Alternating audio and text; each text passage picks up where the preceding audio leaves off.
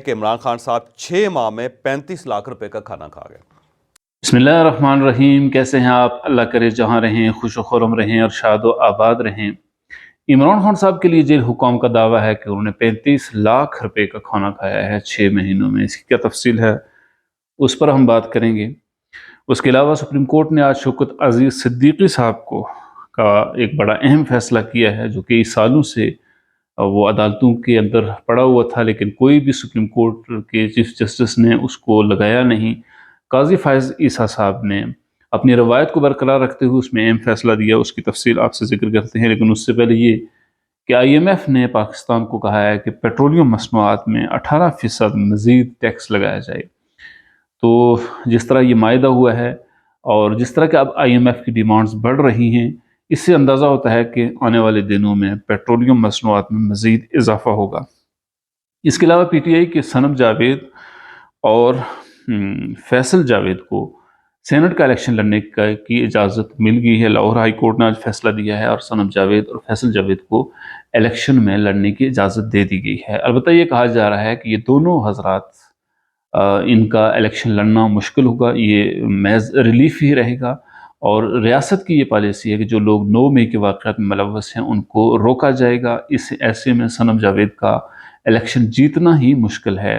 پہلی بات ہے کہ وہ لڑ نہیں سکیں گی، اور اگر لڑتی ہیں تو صنم جاوید کا چونکہ وہ عورتوں کی خواتین کی نشست پر لڑیں گی، اس کے لیے ان کے پاس معقول تعداد موجود نہیں ہے۔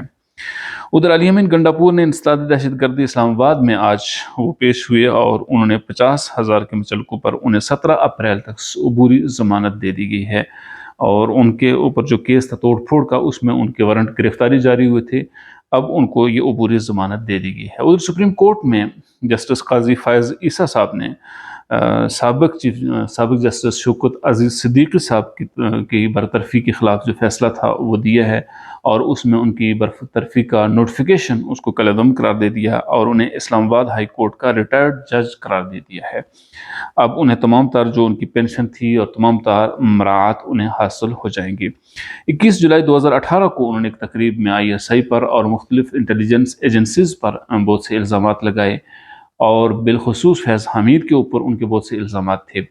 اس وقت ریاست کا بیانیہ یا ریاست اس طرف جا رہی تھی کہ عمران خان صاحب کو لانا ہے، اور جسٹس شوکت عزیز صدیقی صاحب کا کہنا تھا کہ نواز شریف اور مریم نواز کو روکنے کے لیے انٹیلیجنس ایجنسیز اور بالخصوص فیض حمید ان پر دباؤ بڑھا رہے ہیں اور یہ بینچز تشکیل کرواتے ہیں۔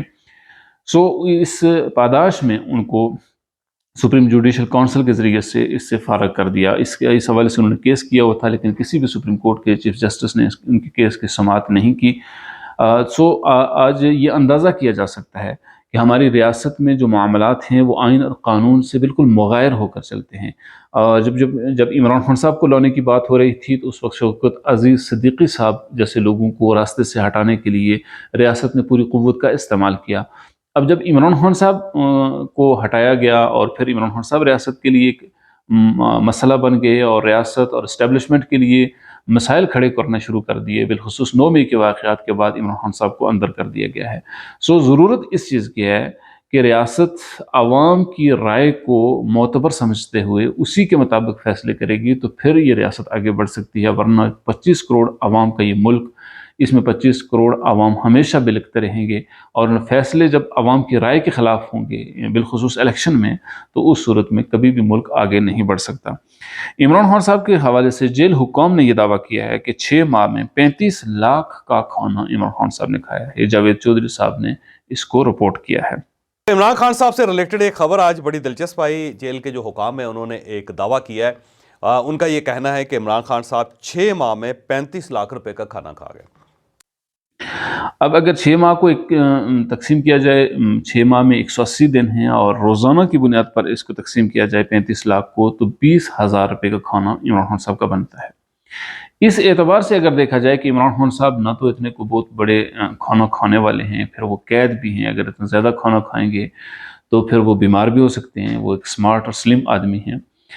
لیکن یہ کہا جاتا رہا کہ ان کے لیے دیسی گھی میں بکری کی ران آتی ہے، ان کے لیے دیسی مرغے پکائے جاتے ہیں، اس طرح کی باتیں ہوتی رہی ہیں۔ ان سب کو بھی اگر تقسیم کیا جائے تو یہ اتنا خرچہ نہیں بنتا، لیکن یہاں پر یہ کہنے کی بات ہے کہ یہ جو بڑی کلاس کے لوگ ہیں، امیر لوگ ہیں، ان کے لیے 20,000 کا روزانہ کھانا کوئی مسئلہ نہیں ہے، ان کے لیے تو 20,000 کا ایک وقت میں کھانا ہے۔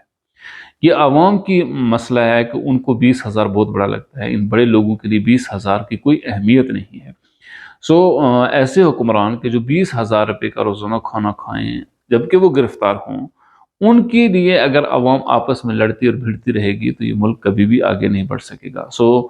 جب ریاست کو چلانے والوں میں ایسے لوگوں کی اکثریت شامل ہو جو عوام میں سے ہوں، جن کے لیے 20,000 روپے کی اہمیت ہو، جن کے لیے غربت کا احساس ہو، مشکلات کا احساس ہو، وہی لوگ عوام کی فلاح و بہبود کے لیے کام کر سکتے ہیں۔